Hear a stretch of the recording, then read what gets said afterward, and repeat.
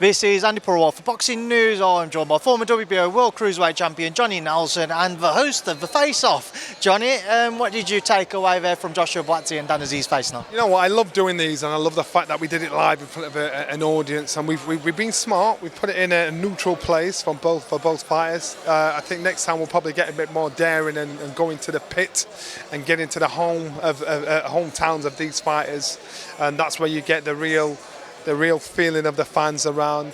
But I like this because to do this fight week, you know, something like that can make and break a fighter, because you're sat in front of the person you've been obsessing about, you've been training for, you've been getting ready for months on end. So now they've sat there and they've had to talk to each other. They've had to look in each other's eyes. They've had to kind of read into every little thing is said or done. Both fighters have had to make the weight. I don't think this fight will go the distance. I really don't. Don't be surprised if I was Dan, I'd make it a Hagler Hearns. I'd make it that, because that suits him down to the ground. Because if Joshua gets into a rhythm of boxing, that's when the fight starts running away. He needs to drag him into a tear. I mean, get in his face. That's what could happen. Was it a surprise to you, no handshake? No, because even though they're frenemies, I do believe there's a lot more on the line, and nobody wants to lose. And so it's like, I don't want to be your friend, man. You know, and the thing is, if they really hated each other, they might shake hands, but they like each other. So I don't want to feel no good vibes from you to say we're cool, we're all right. I don't want to be your friend, so I get it. Do you think they're both somewhat a little bit sick of the sight of each other now? Obviously, it's been a long build-up going back to when the fight was first postponed. Because one's after what the other's got.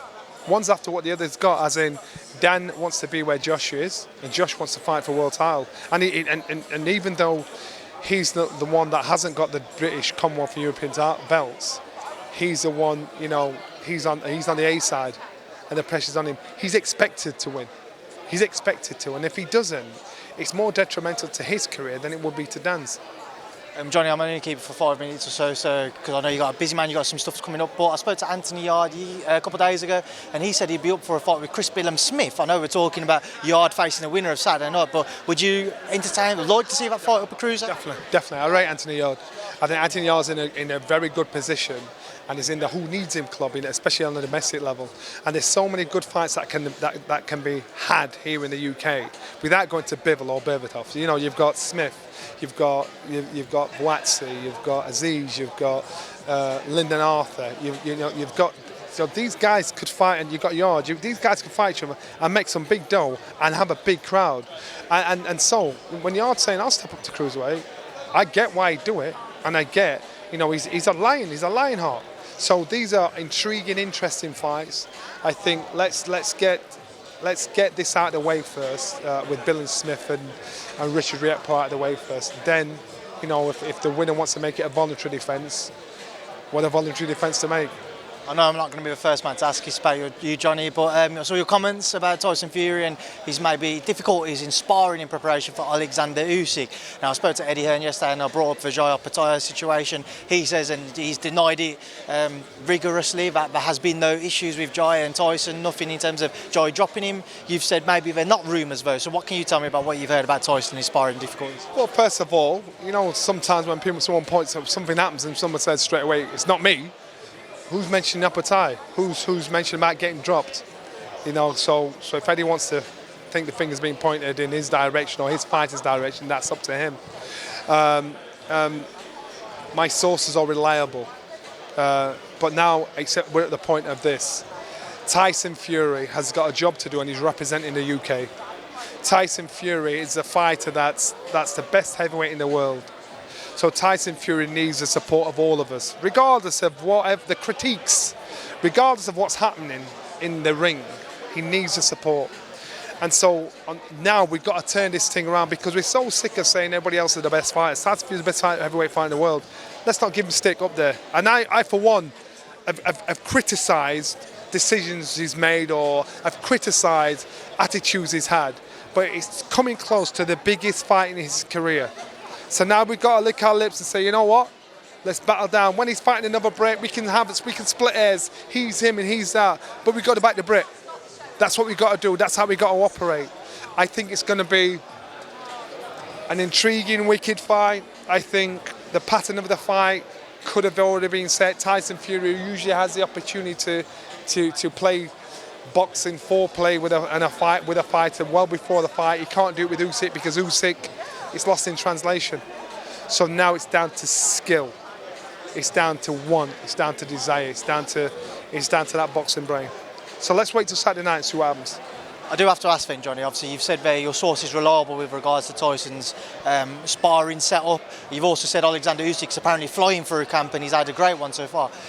Does that change your opinion as to how the undisputed heavyweight title fight will play out, knowing that Usyk's flying and maybe Tyson's having some difficulties? Oh, well, it does sway my opinion. But remember, I've always said Tyson Fury wins Alexander Usyk. And if Tyson Fury turns up, he wins. An underperformer in regards to Tyson Fury, he doesn't. But I think Tyson Fury understands what's on the line here. So therefore, he'll be in a position where he's right, I'm going to give my all. I expect the best Tyson Fury to turn up. What do you expect to see in Joshua Ngannou 3 weeks later back in Saudi? I expect Joshua to totally outbox Ngannou. I think it's a good fight, but I don't think, oh my God, this is going to be a balance. I'd be very, very surprised if Anthony Joshua went in there with the same probably mindset as Tyson Fury did against Ngannou. On that undercard, a fight which is divided opinion and split hairs, Joseph Parker and Zhilei. Yeah, you know what? I actually think, you saw what happened with Joseph Parker against Joe Joyce. Why do you think it's going to be any different? Why do you think it's going to be any different? I think Joseph Parker has got a good win under his belt in beating Wilder. Let's be honest, Wilder is not the fighter he was. We all saw that. A layman could see that. So what a great win to have on your record. But Zhilei is a bigger banging version of Joseph's previous opponent. So therefore, you're going to think, what's going to change? Don't get greedy. Get in there, in and out, box, be smart. If you stand there trying to have a tear up with this guy, he's going to knock you out. So it's going to be a tough night to work. One which was announced for March 30th, Keith Thurman and Tszyu. Great fight, great names. And again, I think Keith Thurman, he's not the fighter he was, but the fighter he is still can still create excitement, a buzz, a want, an atmosphere, a drive, and I think he has the skills. He's too skillful for Tszyu. And just to end on, we've seen some reports Tank Davis might have his next fight here in the UK. If you could maybe think of one man between super feather and say lightweight, maybe even welter, who would you say? Whoever he wants. So Tank coming over here is an honour for the Brits and a smart move by Al to get his fighter over here. So the Brits, builds up a Brit fan base. It just shows the fan base here in the UK is second to none. If you're supporting a fighter, you support a fighter. The Americans had never seen anything like Ricky Hatton in Vegas and his fan base. And the Americans now get that. They get that. So that's why it's a great move bringing him over here. Who would you like? If you could pick one name for me though, Johnny. The choice is his, and that's one thing you could put him in with anybody. And I just think Tank, you throw him out there. The world's his oyster. Johnny, listen, I appreciate your time. I know you're a busy man. Thank you for speaking to me. Enjoy the rest of the week. Enjoy Saturday night. Thanks, man.